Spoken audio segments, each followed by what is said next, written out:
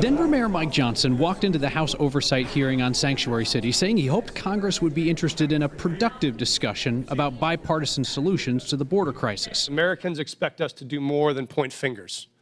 They expect us to solve problems. That hopefulness raises questions about whether he's ever watched one of these hearings. You all have blood on your hands. Do you all hate Donald Trump more than you love your country? I love my country. Yes or no?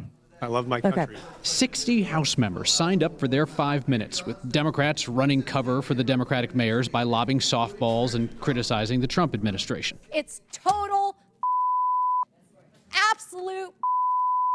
They are not making America safer again, and what they are doing is terrorizing immigrant families. And Republicans aiming for a gotcha moment that would get replayed on cable news and social media. Johnston said Denver is following the law and the city's values by limiting cooperation on immigration enforcement to cases where ICE has a criminal warrant.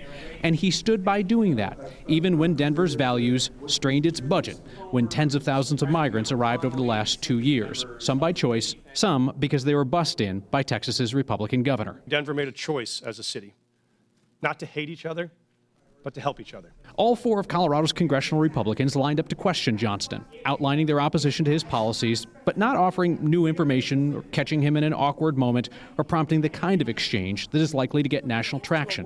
Their crime was increasing while you were hiding. Congresswoman Lauren Boebert got a coveted early speaking slot where she focused on the fact that Denver doesn't restrict communication with federal agencies outside ICE. Congressman Gabe Evans used most of his time to make claims about crime stats in Denver, which Johnston tried to dispute, but Evans reclaimed his time. Congressman Jeff Crank contrasted Denver's limited cooperation with how Republicans in El Paso County allow ICE to take people into custody inside their jail. And Congressman Jeff Hurd asked Johnston if he knew that migrants were moving to Colorado's western slope. Johnston said it was no surprise. Honestly, no surprises is probably the best way to sum up Johnston's 6 hours in the congressional hot seat.